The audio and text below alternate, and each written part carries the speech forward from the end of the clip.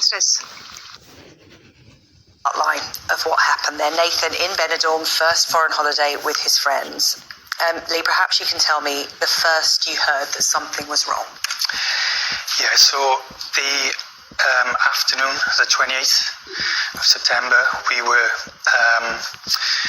worried because Nathan was missing for the period of time throughout the day. We assumed maybe Nathan likes to sleep. You know, he's been out. He's been up for 48 hours, having worked a night shift on the Thursday, gone right through.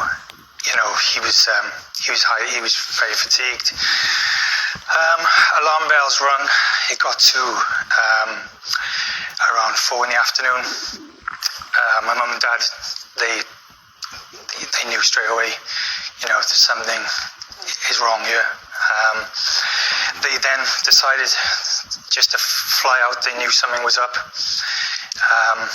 Having spoke to the friends that he was with, there was no sign of Nathan at the hotel.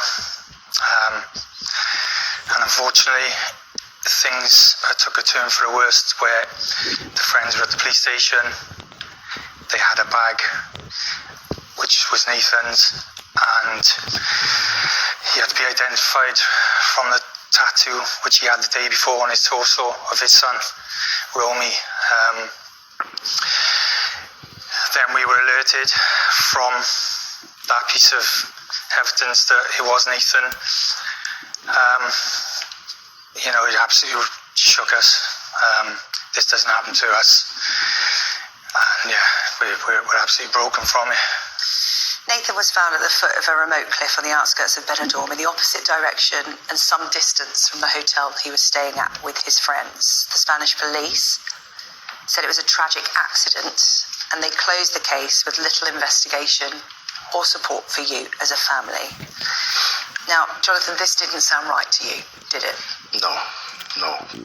Not to us, not to anyone. It was just, you don't leave to go to your hotel and then they find you, well, an hour's walk away up into, it's just the Middletoness. And you know your son. You know your son. You know he's sensible. Yeah, he was. He's got his head screwed on. Yeah, he was pretty streetwise. He was always out with the kids walking. You know, he's on the beach or a Brecon, you know, in the waterfalls, always walking. So he knew how to, you know, be outside and be sensible, and he was sensible.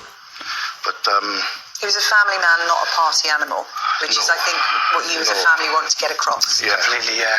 I mean, we had to plead with the Spanish authorities that when me and my sister went over there to speak to the chief of Guardia Civil in a board meeting, we had to plead with them that Nathan wasn't your typical Brit going there to get, you know, extremely drunk and everything that comes with it. Nathan was only gone for 2 days.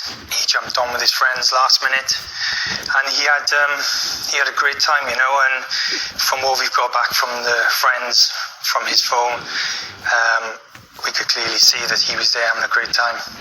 But you had very little help from the Spanish authorities, and you and your sister, Lee, decided to start your own investigation to find out more. And you found out quite a lot, information that the police, you could argue, could have found in the hours, days after Nathan's death. What is it you uncovered? So, from the start, not just being biased because he's my brother, but me and my sister, we knew that there was foul play involved because of the distance of where he was taken. In such a remote area, his bank cards were used the following morning. We then pursued any possible evidence from the boys' reports that he was with, from the police reports back in the UK, from then pushing with the local MP to get and gain his access to his report from Spain. And I looked through endless hours of CCTV of the Benidorm CCTV that goes live on a daily basis, and found my brother at the end of the promenade walking carefree with his phone. just no distress at all, really relaxed. You could see he's clearly trying to find his way home. And that's the last sighting that we have found. We've created a complete, detailed investigation of his timeline from the moment he's left the house, because we believe that it's significant to include that he was up for 48 hours. On a normal night out with him, he'll go home midnight, 1 o'clock, pushing it. And we've looked into every minute of that case, of that timeline, to put to the Spanish authorities and to the courts. And you've taken this to the Spanish authorities and they have reopened their investigation.